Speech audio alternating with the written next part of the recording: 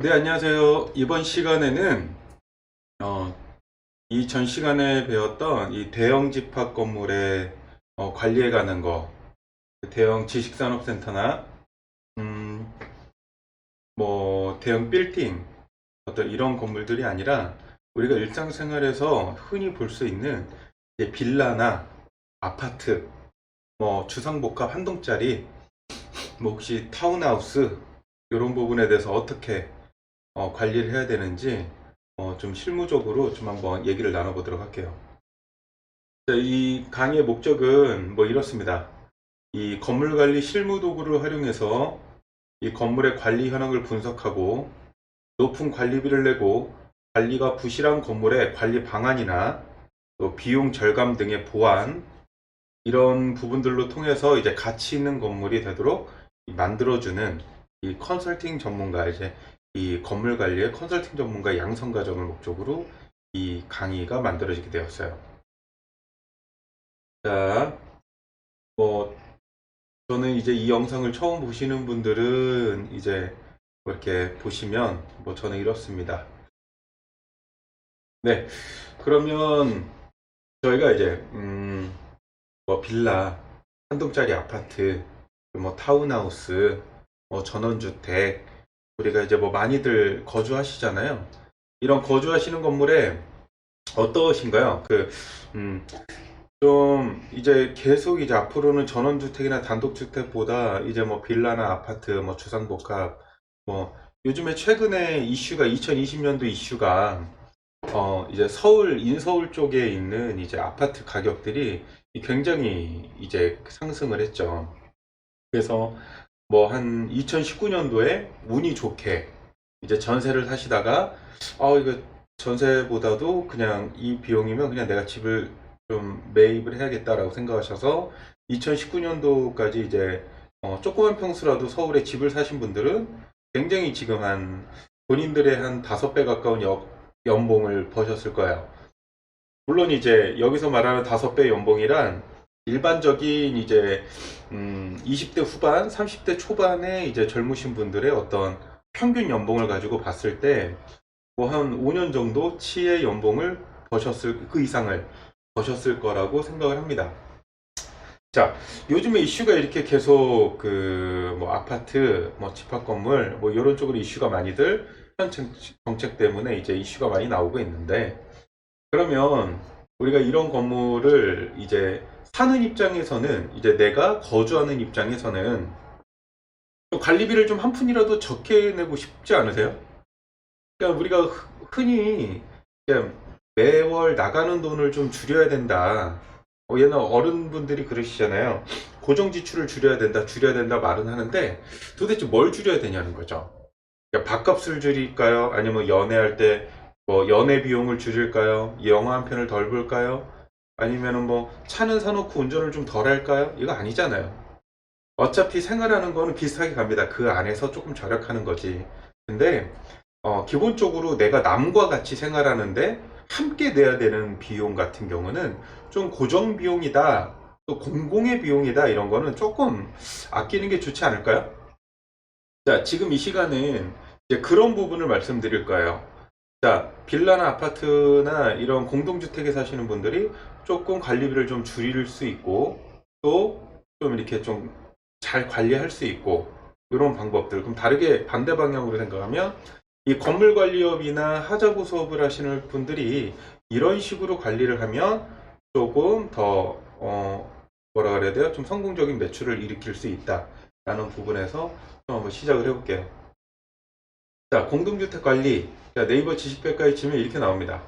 공동주택에 사는 동안에 생기는 다양한 이 종합적인 이슈를 관리한다. 이거예요.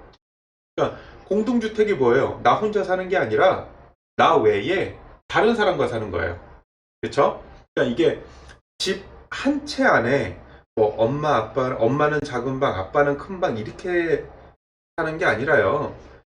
내 집 호실 201호 하나, 202호 따로 남과 다른, 나와 다른 사람이 같은 건물에 살면서 어떤 비용을 이제 함께 나눠내고 그 건물의 공용적인 부분을 같이 관리하는 부분을 우리가 공동주택 관리라고 하는 거예요.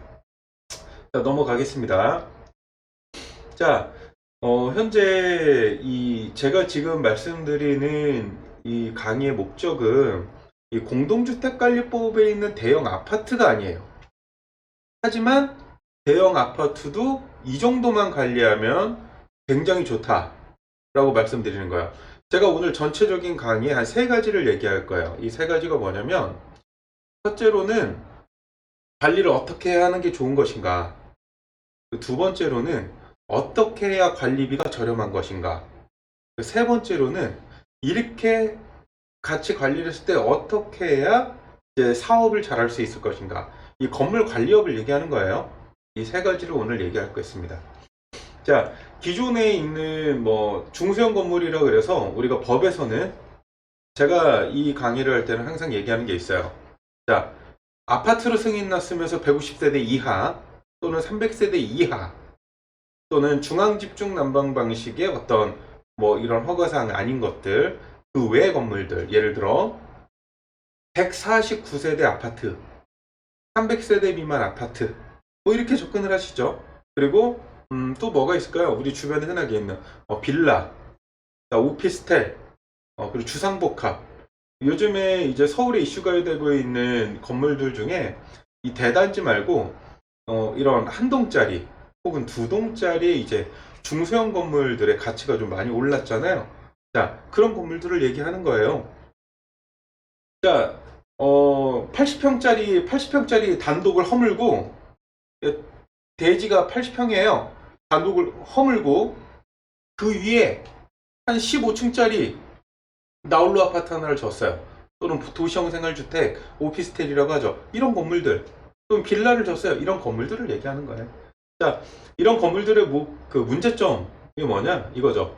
이 건축주가 순수하게 자기의 어떤 수익 목적에 따라서 건설을 했어요. 그렇기 때문에 분양 이후에 발생할 수 있는 건물의 생애주기나 어떤 하자, 관리에 대한 어떤 그런 준공 후 이후에 관리에 관한 배려가 굉장히 많이 부족합니다. 그래서 지금 문제점들이 굉장히 많이들이 있을 수 있죠. 예를 들어 이런 문제점 어떨까요? 집을 사서 들어갔는데 2년도 안 지났는데 물이 샌다든가, 뭐 곰팡이가 일어난다든가, 뭐 결로가 너무 심하다든가, 뭐 이런 다양한 이슈들이 있죠. 그쵸? 새 집인데 거기에 대해서 어떤 하자 처리도 제대로 안 되고, 한 달에 매월 나가는 일반 관리비는 되게 비싼 거예요. 그쵸? 관리비는 되게 비싼데 정작 우리 집에 내가 원하는 서비스는 정작 하나도 받는 게 없더라. 이런 이슈들 되게 많이 있죠. 뭐 지금 영상을 보시는 분들도 솔직히 내가 관리비는 한 달에 1, 20만 원씩은 내지만 정작 내 집의 일은 내가 하는 일이 더 많죠. 관리사무소에서 해주지 않죠. 그렇죠? 그런 부분들에 대해서 오늘 얘기를 한번 해볼 거예요. 자, 그렇습니다. 그리고 두 번째로는 부동산 종합서비스 업체의 역할이 좀 증대돼야 된다라고 하는 접근이에요. 그러니까 기존에 있는 이런 빌라나 한 동짜리 혹은 중소형 쪽에 계신 분들이 기존에 이제 대부분 이제 청소에 기반이에요. 그러니까 기존에 청소, 명함은 화려합니다. 명함은 무슨 건물 종합관리업체, 부동산 종합관리 전문기업, 다양한 수식어들이 있지만 실제로는 청소에 기반하죠. 그냥 기존 청소업체 등의 단순한 건물 유지, 그리고 단순한 관리 업무에서 탈피해서 이 외에도 우리가 이제 관리비를 받고 그 안에 수익이 있다라고 한다면, 저희 접근은 이래요. 수익이 발생한다고 한다면 기존의 청소 업무를만 베이스로 할 바에는 그냥 청소비만 받지 뭐하러 그 외에 관리 수익 받느냐 이거죠. 그러니까 관리 수익을 받는다라고 한다면 기존의 청소나 단순 건물 유지 관리에서 벗어나서 그 외에도 우리 집 개인 호실부터 건물의 공용적인 부분까지 뭐 행정, 회계, 법률 다양한 부분에 대해서도 다양한 경험과 지식을 가지고 서비스를 공동주택 우리 소비자들에게 제공을 해줘야 된다라고 보는 거예요.